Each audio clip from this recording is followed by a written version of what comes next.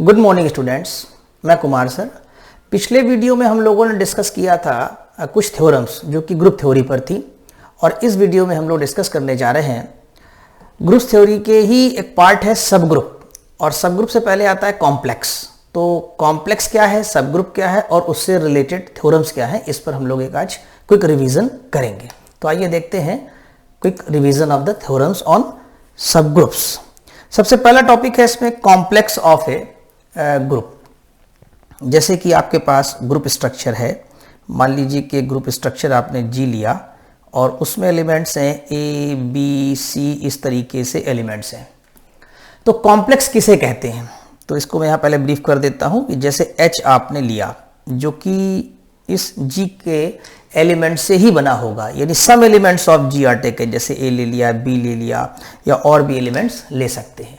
तो जो ये आप सबसेट लेंगे ये कॉम्प्लेक्स कहलाएगा। तो डेफिनेशन देखिए, complex of a group, let G comma asterisk be a group, then any non empty subset, यानी एक non empty subset H of G लेना है, is called a complex of G, उसे कॉम्प्लेक्स ऑफ जी कहते हैं। एक point ये हुआ कि ये कॉम्प्लेक्स हो गया। दूसरा ये कि अगर ऑपरेशन, जो ऑपरेशन एस्ट्रिक आपका जी में है और H में भी वही ऑपरेशन लिया जाए और वो क्लोज्ड भी हो जाए, दैट इज कि दो एलिमेंट आपके A और B H के हों, A भी टेकन फ्रॉम H, और ऑपरेशन लगाने पर वो एलिमेंट भी H में बिलोंग कर जाए, तो क्या कहेंगे हम कि H is closed under the operation. तो यही बात लिखा है, if H is also closed under the operation defined in G, means for every AB belonging H, A asterisk B belongs to H. This composition in H is called the induced composition, and we say that the complex H of G is stable. यानी हम ये कहेंगे कि induced operation है और complex H G में stable है। जैसे कि एग्जाम्पल यहाँ पर एक दिया हुआ है, for example G comma dot be a group, dot यानी कि मल्टीप्लीकेशन है यहाँ पर, -1 1 1 और -1 1 i माइनस आई, चार एलिमेंट हैं इसमें। Then each subset -1 1 1 i and i minus i are complexes of G. इन तीनों सबसेट्स को हम लोग कॉम्प्लेक्स ऑफ G कहेंगे। अभी सब ग्रुप नहीं आया है, अभी आप केवल सबसेट के बारे में पढ़ रहे हैं। जो G का सबसेट है वही उसका कॉम्प्लेक्स कहलाएगा। तो आइए अब देखते हैं inverses of a complex in a group. तो इनवर्स क्या होता है कॉम्प्लेक्स का in a group? Let H be any complex of G, then H inverse is defined as actually यहाँ होना चाहिए defined as H inverse is equal to H inverse for every H belonging to H. H inverse contains inverse of the elements of H. Actually में जैसे आपके पास G है, ठीक है, और एक आपके पास सेट H है जो कि सबसेट है G का और कॉम्प्लेक्स है। तो इसमें आपके पास मान लीजिए ये H1 एलिमेंट है, H2 है, तो H1 और H2 एलिमेंट ये G में भी होंगे और G में H1 और H2 के इन्वर्सेस भी होंगे, यानी कि H1 इनवर्स H2 इनवर्स कहाँ बिलोंग कर रहा होगा? G में। वी आर नॉट श्योर कि ये H में होंगे इनवर्सेस, H में इनवर्स हो भी सकता है और नहीं भी हो सकता है, लेकिन G में inverse of H1 and H2 will belong. तो ऐसी स्थिति में हम एक और सबसेट क्रिएट कर सकते हैं which is denoted by H की पावर -1 H इनवर्स, और इसमें एलिमेंट्स हम ले लेंगे H1 inverse, H2 inverse, like this, ये सारे एलिमेंट्स आ जाएंगे। तो इसी को कहते हैं inverses of a complex in a group. तो आई थिंक ये डेफिनेशन भी समझ में आ गई होगी। आगे बढ़ते हैं। अगर दो कॉम्प्लेक्स आपके पास है, if H and K are any two complexes of G, तो उनमें रिवर्सल लॉ लगता है, यानी HK का whole inverse is equal to K inverse H inverse. इसको प्रूफ भी किया जा सकता है, लेकिन यहाँ पर एक क्विक रिवीजन है इसलिए प्रूफ नहीं कर रहे हैं हम लोग, बस इन थ्योरम्स को आप याद रखिए सो दैट कि आप प्रॉब्लम्स को आसानी से लगा सकें। अब आते हैं सब ग्रुप्स में। सब ग्रुप क्या होते हैं? जैसा कि आपको पता है कि एक ग्रुप ले लिया जाए इसमें, ठीक, और एक नॉन इम्पिटी सेट H, तो ये कॉम्प्लेक्स होगा। अब यही कॉम्प्लेक्स बढ़ करके सब ग्रुप बन जाता है। कब? अगर H हमारा इटसेल्फ एक ग्रुप स्ट्रक्चर हो जाए, यानी जैसे मान लीजिए कि G एस्ट्रिक एक ग्रुप स्ट्रक्चर है, तो H कॉमा एस्ट्रिक भी ग्रुप ही बना है, यानी अगर इसमें 4 एक्सियम्स क्वालिफाई हो रहे थे तो इसमें भी 4 एक्सियम्स क्वालिफाई होने चाहिए। एलिमेंट्स H में कहां से आएंगे? यही G से आ जाएंगे, because H is the subset of G. तो देखिए डिफिनीशन क्या है, a non empty subset H of a group is said to be subgroup of G if H itself is a group with respect to composition in G। यानी कि ये जो subset है ये भी एक ग्रुप स्ट्रक्चर फॉर्म करे तो ये क्या हो जाएगा, सब ग्रुप, और कंपोजिशन सेम होना चाहिए। अब देखिए the subsets consisting of the identity alone and entire set G are subgroups of G and are called trivial और improper subgroups. A subgroup other than these two is called non trivial और proper subgroups. यानी यहां पर सबग्रुप्स को classify किया गया है कि अगर हमारे पास कोई ग्रुप स्ट्रक्चर है, ग्रुप स्ट्रक्चर, तो इसके दो सबग्रुप तो हमेशा होते ही होते हैं। वो कौन से, H is equal to G यानी इंटायर सेट, और एक होता है सिंगलटन यानी कि उसमें एक एलिमेंट होगा आइडेंटिटी एलिमेंट। ठीक, तो इन्हें हम इन दोनों को, यानी ये जो दो आप देख रहे हैं दो सबग्रुप्स जो कि G के हैं, इन्हें हम इम्प्रॉपर सबग्रुप्स कहते हैं। इम्प्रॉपर सबग्रुप्स यहां लिखा हुआ देखिए आपका, सब ग्रुप्स ऑफ G, तो ये इम्प्रॉपर सबग्रुप्स ऑफ G कहलाएंगे। इनके अलावा जितने होंगे other than this two called as a proper subgroups, वो सब प्रॉपर सबग्रुप कहलाएंगे। तो अब देखते हैं सबग्रुप्स पर थ्योरम। थ्योरम 1 यानी कि प्रॉपर्टी क्या होती है। जैसे कि मान लीजिए आपने एक ग्रुप स्ट्रक्चर लिया, इसमें एलिमेंट A, B, C लिया, E लिया इस तरीके से, और एक आपने सब ग्रुप भी ले लिया। अब सब ग्रुप यानी कि उसमें भी 4 एक्सियम्स क्वालिफाई हो रहे हैं, इसमें A है, B है, आइडेंटिटी है, इस तरीके से। तो जो आइडेंटिटी आपकी G में है वही तो H में आएगी, कोई अलग से तो आइडेंटिटी बन नहीं जाएगी। क्यों? क्योंकि ऑपरेशन दोनों का सेम है, G का भी ऑपरेशन वही है और H का भी ऑपरेशन वही है, सेम कंपोजिशन है उसमें, तो इसलिए आइडेंटिटी सेम रहती है। तो यहां पर याद रखेंगे, if H is a subgroup of a group G then identity element of H is same as the identity element of G। तो H की आइडेंटिटी एलिमेंट और G की आइडेंटिटी एलिमेंट सेम होता है। इसी तरीके से the inverse of A belonging H is same as the inverse of A in G। यानी जब एलिमेंट A में रहा होगा, बिलोंग कर रहा होगा, तो जो उसका इनवर्स होगा वही जब एलिमेंट H में बिलोंग करेगा तब भी उसका इनवर्स वही बना रहेगा।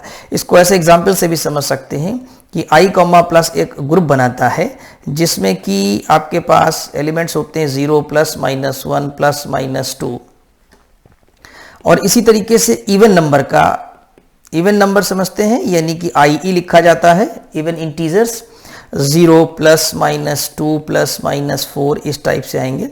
तो अगर यहां पर 4 का एडिटिव इनवर्स -4 है तो जो इवन नंबर का सबग्रुप बनेगा इंटीजर्स के सेट का, तो वहां पर भी 4 का जो एडिटिव इनवर्स है वो -4 ही रहेगा। तो inverse of A belonging H यानी जो एलिमेंट A में बिलोंग कर रहा है, A H में बिलोंग कर रहा है यानी सबग्रुप में बिलोंग कर रहा है, तो उसका इनवर्स और G में जब वो एलिमेंट होगा उसका इनवर्स सेम रहेगा। तो आगे चलते हैं, एक थ्योरम और है, बहुत ही इंपॉर्टेंट थ्योरम है ये, मोस्ट ऑफ द प्रॉब्लम से हम लोग इसको यूज करते हैं।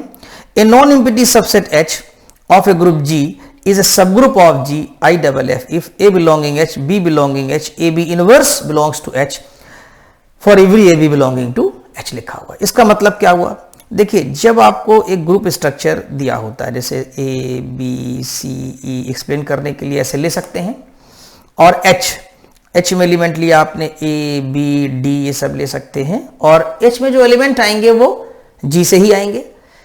तो एज पर डेफिनेशन H को हमें अगर सबग्रुप प्रूफ करना है तो ऑल द 4 एक्सियम्स प्रूफ करने पड़ेंगे। लेकिन मैथमेटिशियन ने क्राइटेरिया डेवलप किया, एक शॉर्टकट डेवलप किया कि अगर आप ये शो कर दें केवल 2 एलिमेंट H से ले लें और ये शो कर दें, इंप्लाइज मतलब टू प्रूफ या शो करना कि AB inverse belongs to H, यानी ये AB इनवर्स H में बिलोंग कर रहा है, तो आपको 4 एक्सियम्स प्रूफ नहीं करना पड़ेगा, वेरीफाई नहीं करना होगा प्रॉब्लम के लिए। ठीक है, तो इस थ्योरम को याद रखेंगे और न्यूमेरिकल में इसको हम सबसे ज्यादा यूज करते हैं। आगे बढ़ते हैं, if H1 and H2 are subgroups of a group G then H1 intersection H2 is also a subgroup of G। यानी अगर 2 सबग्रुप है H1 और H2 G के हैं, दोनों ग्रुप सेम होना चाहिए दोनों का, पेरेंटल सेट जिसे कहेंगे G, एक ही G के 2 सब ग्रुप्स हैं, तो जो उनका इंटरसेक्शन आएगा H1 इंटरसेक्शन H2 वो भी क्या होगा, इज आल्सो ए सब ग्रुप, इज आल्सो ए सब ग्रुप, ये भी सब ग्रुप बन जाएगा। ठीक है, अच्छा नेक्स्ट देखिए आप, यूनियन ऑफ टू सब ग्रुप्स ऑफ ए ग्रुप जी मे और may not be A subgroup of जी। यानी अगर दो सब ग्रुप हैं, मान लीजिए एच और के ही हैं जी के, तो उनका यूनियन सब ग्रुप हो भी सकता है और नहीं भी हो सकता है। अब कब हो सकता है? द यूनियन ऑफ टू सब groups is a group IFF if one is contained in the other. यानी अगर एक सब ग्रुप दूसरे सब ग्रुप में कंटेन हो जाएगा तब तो सब ग्रुप का यूनियन जो होगा वो भी सब ग्रुप बनेगा। Means H union K is subgroup of G if H contained in K और K कंटेन्ड इन H। यानी H K में कंटेन हो जाए या H K में कंटेन हो जाए। तो आइए देखते हैं थ्योरम 4 ये, ए नॉन एम्प्टी फाइनाइट सबसेट है। यहां पर एक बात है, फाइनाइट है, ये बात ध्यान रखिएगा, फाइनाइट के लिए बात हो रही है। और अभी तक जितनी थ्योरम्स हम लोगों ने करी थी उसमें फाइनाइट नहीं आया था। ठीक है, वो इनफाइनाइट ग्रुप और इनफाइनाइट सब ग्रुप की बात कर रहे थे, यहां पर फाइनाइट सब ग्रुप है। A non empty finite subset H of a group G is a subgroup of G IFF if A belongs H, B belongs H implies A B belongs H। यानी यहां पर अगर हम सब group proof करना चाहते हैं H को तो केवल और केवल क्लोजर एक्सियम दिखाना होगा। यानी अगर G हमारा है फाइनाइट, यानी जैसे कि -1, 1, I और -I 4 एलिमेंट हैं, और आपके पास H 2 एलिमेंट ले लीजिए -1 और 1। अब अगर शो करना है कि H हमारा सब ग्रुप है तो केवल क्लोजर एक्सियम ही पर्याप्त है। यानी कि इसमें से 2 एलिमेंट लें और उनका प्रोडक्ट शो कर दें कि H में बिलोंग कर रहा है। और ऐसी थ्योरम्स न्यूमेरिकल्स के समय काफी यूजफुल हो जाती हैं आपकी। तो आगे बढ़ते हैं, यहां पर है कि इफ H इज एनी सब ग्रुप ऑफ G तो H इनवर्स किसके इक्वल हो जाएगा? H के रहेगा हमेशा, ये आप याद रखिएगा। अब आते हैं हम normaliser of an element of a group. Normaliser क्या होता है? तो देखिए यहां पर थोड़ा एक्सप्लेन कर देते हैं हम कि अगर G एक ग्रुप स्ट्रक्चर है, ठीक, और इसमें एलिमेंट है, मान लीजिए A है, B है, X है, Y है, so many elements are there. तो एक एलिमेंट आप इसका ले लीजिए, let A belonging to G, और एक सबसेट क्रिएट करिए Na। Na सबसेट कैसा होगा? इसमें एलिमेंट आएंगे G से, X वाले एलिमेंट, ठीक, X एलिमेंट आएंगे कहां से? G से, X बिलोंगिंग टू G। लेकिन एक कंडीशन है इसमें, सच दैट, देखिए लिखा हुआ AX is equal to XA। तो Na किसका सेट हुआ? Na सबसेट है G का, लेकिन किस प्रकार के एलिमेंट्स का? Which commute with A। यानी G से Na में वो एलिमेंट्स लिए जाएंगे जो कि A के साथ कम्यूट हो रहे होंगे, यानी कम्यूटेटिव लॉ को फॉलो कर रहे होंगे। AX is equal to XA। तो लिखा है if A belongs G then Na the normalizer of A in G is the set of all those elements of G which commute with A। यानी ये उन elements का set है जो commute करते हैं किसके साथ? A के साथ। और ये सेट आपका लिखा हुआ, this is the set normaliser. तो नॉर्मलाइजर आप याद रखिएगा। एक बात और है कि ये खुद भी सब ग्रुप बनाता है। देखिए नेक्स्ट में लास्ट थ्योरम है ये, द नॉर्मलाइजर Na जो भी आपने डिफाइन किया है एक सेट, यानी कि subset of G of A belonging G is a subgroup of G। तो ये हमारा जो नॉर्मलाइजर है Na, ये एक सब ग्रुप भी है किसका? G का। तो आई थिंक कि आज की सारी थ्योरम्स और डेफिनेशन आपको समझ में आ गई होंगी। आप इसी तरह से कॉन्टिन्यूसली वीडियोस देखते रहिए। मैं पूरी अलजेब्रा में जितनी भी थ्योरम्स हैं वो एक एक करके आपको एक्सप्लेन करता रहूंगा, एक शॉर्ट रिवीजन के फॉर्म में। Thank you so much.